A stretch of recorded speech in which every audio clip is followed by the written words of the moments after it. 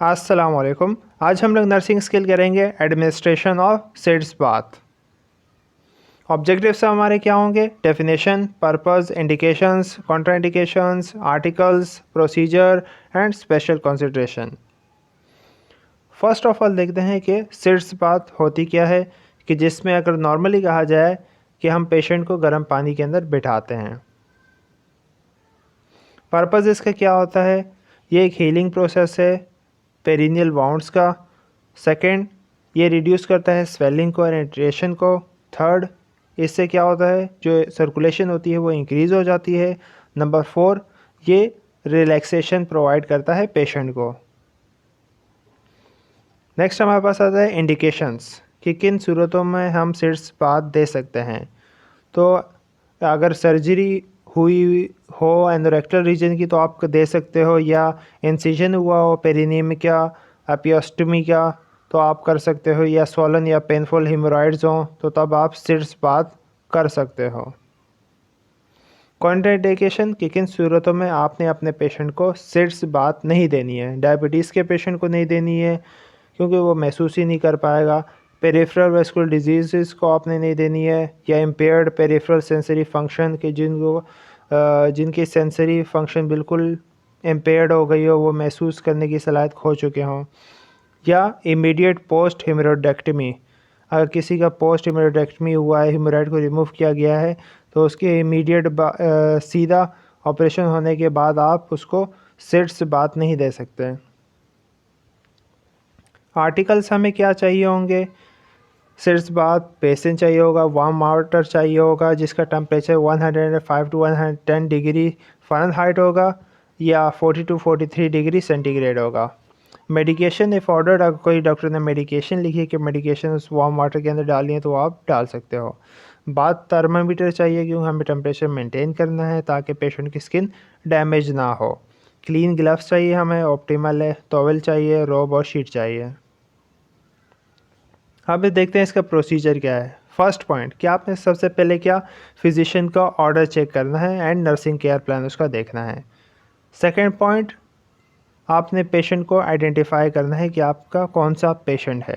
Third में आपने conditions देखनी है और पेशेंट का पेन लेवल देखना है और उसकी एबिलिटी देखनी है कि वो एम्बुलेट है कि नहीं, यानी कि वो वॉशरूम तक खुद चल के जा सकता है कि नहीं जा सकता।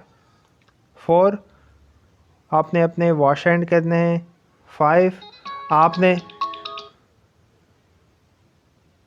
आपने इसमें क्या करना है, add required quantity of ordered medication, जो भी आपको मेडिकेशन ऑर्डर की गई है बीटाडीन और सिड्स बाथ बेसिन के अंदर, तो वो आपने ऐड कर देनी है। वार्म वाटर के अंदर आपने बीटाडीन डाल देनी है। 6 नंबर पॉइंट, इसमें आपने क्या करना है, वार्म वाटर टेम्परेचर जो है उसको 105 से 110 तक डिग्री तक लेके जाना है, जो कि फ़ारेनहाइट है, और 40 टू 43 डिग्री सेंटीग्रेड।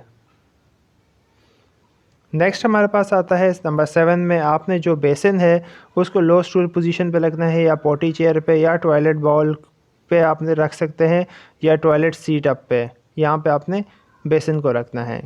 8 पॉइंट क्या है, आपने अपने पेशेंट को क्या करना है, जो भी पेशेंट अगर खुद से वो चीज़ें रिमूव नहीं कर सकता, कोई ड्रेसिंग है या पेरी पैड है वो उसको रिमूव नहीं कर सकता, तो आपने उसको मदद करनी है, उसकी हेल्प करनी है, उसको ड्रेसिंग रिमूव करनी है, और फिर आपने पेशेंट को सिड्स बाथ बेसिन के अंदर बिठाना है।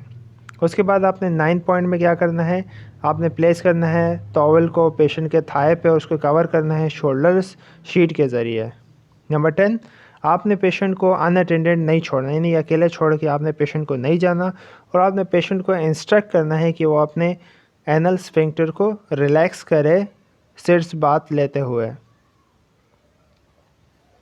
नंबर 11, आपने पेशेंट को बताना है कि आपने 20 मिनट्स तक इसी बेसिन के अंदर बैठना है, और फिर उसके बाद आपने पेशेंट को उठाना है, ड्राई अप्लाई करना है, ड्रेसिंग अप्लाई करनी है, या पेरी पैड रिक्वायरमेंट जैसी होगी उसकी वैसे आपने अप्लाई कर देना है। नंबर 12, आपने प्रोसीजर डिसकंटिन्यू कर देना है अगर कोई भी एडवर्स अफेक्ट होता है, जैसे dizziness, weakness, accelerated pulse rate, या अगर पेलर कलर उसका आता है स्किन का, तो आपने इस प्रोसीजर को डिसकंटिन्यू कर देना है क्योंकि ये पेशेंट के लिए फिर नुकसानदेह है। नंबर 3, आपने पेशेंट को असिस्ट करना है, उसको दोबारा बेड पे लेके आना है और पेशेंट को बोलना है कि 20 मिनट तक अपना जो हिप है उसको एलिवेट करके रखना है।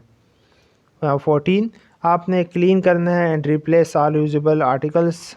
आपने जो भी चीज़ें होंगी जो एक बार वन टाइम यूज़ होंगे उसको आपने रिप्लेस कर देना है और जो यूजेबल है उसको आपने रख लेना है और उसको आपने ऑटोक्लेव के लिए अरेंज करके उसको भेज देना है। फिर आपने अपने हाथ धोने हैं और डॉक्यूमेंट करना है आपने टॉलरेंस ऑफ प्रोसीजर के पेन पेशेंट को हो रहा था कि नहीं, उसकी अपीयरेंस क्या थी, पेरिनियल एरिया की उसकी अपीयरेंस क्या थी और वाउंड एरिया कैसा था उसका। Special consideration.